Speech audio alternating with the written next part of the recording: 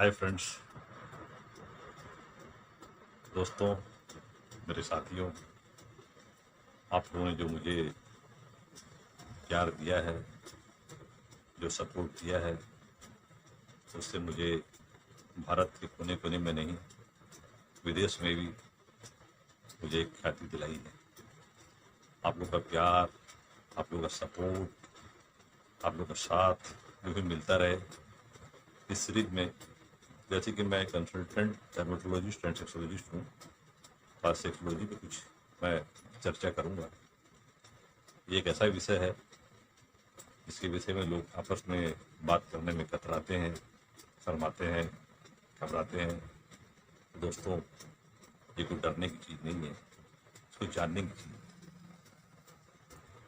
पता नहीं लोगों में ऐसी क्या भ्रांतियां हैं, ऐसे क्या इससे एक मन में ऐसी भावना है कि ये विषय गंदा है।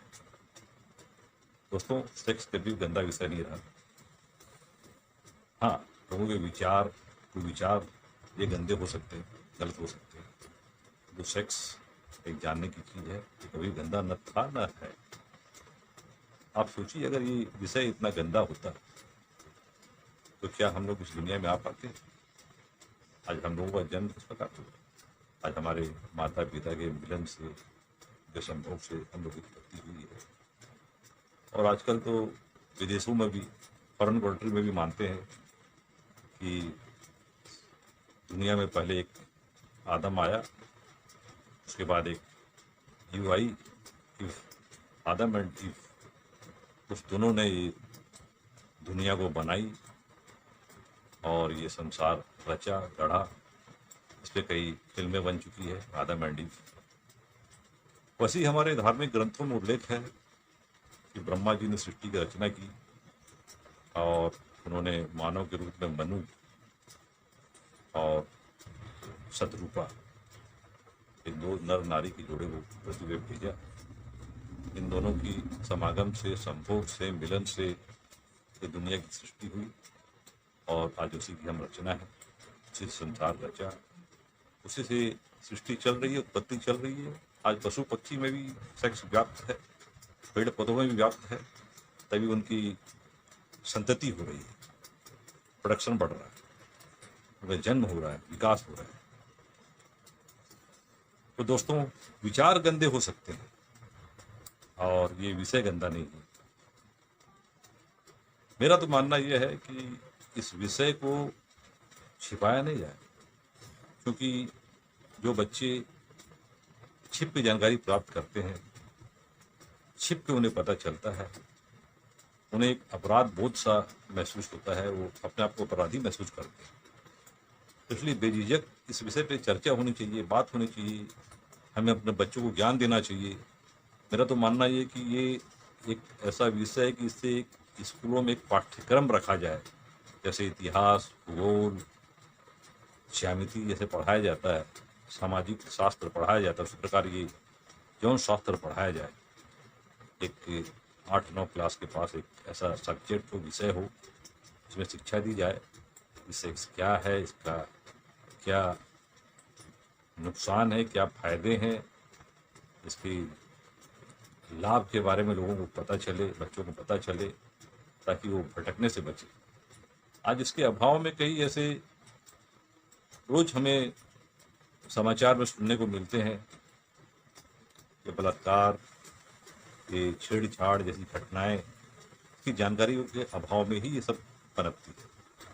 इसको अगर खुला छोड़ दिया जाए, इसे एक स्वच्छंदता दी जाए, इसको पढ़ाया जाए, तो ये सब से हमें बचाव मिलेगा और लोग समझेंगे इसकी। इसीलिए तो हमारे शास्त्रों में, चाहे वो किसी भी मजहब का शास्त्र रहा हो, उसमें शादियों का प्रावधान रहा है कि व्यस्त हो जाने पर शादी करा दी जाए, ताकि उनकी कामना एक दूसरे के प्रति ही रहे और भटके नहीं। एक सही उम्र में उनका बांध दिया जाता है जोड़े के रूप में, ताकि वो जीवन भर एक दूसरे के प्रति समर्पित रहें।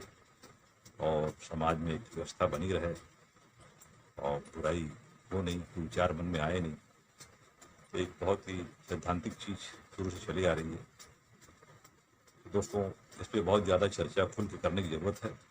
मैं आपको ये मेरी सेक्सोलॉजी पे भी एक सीरीज बना रहा हूँ मैं, number 1, number 2, number 3, number 4, number 5।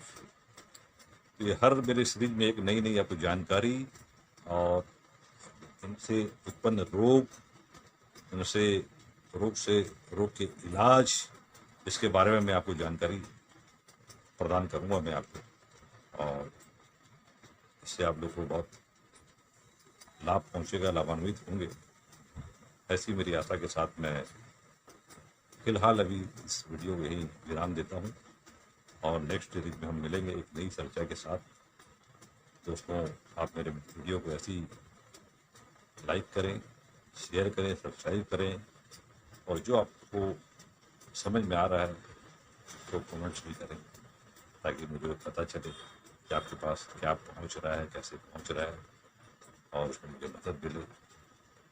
और आप लोगों ने मुझे जो प्यार दिया है, जो सपोर्ट किया है, बस ऐसे बनाए रखें, ताकि मैं आप लोग तक हर हफ्ते पहुंच सकूं और अपना प्यार बना रहे। तो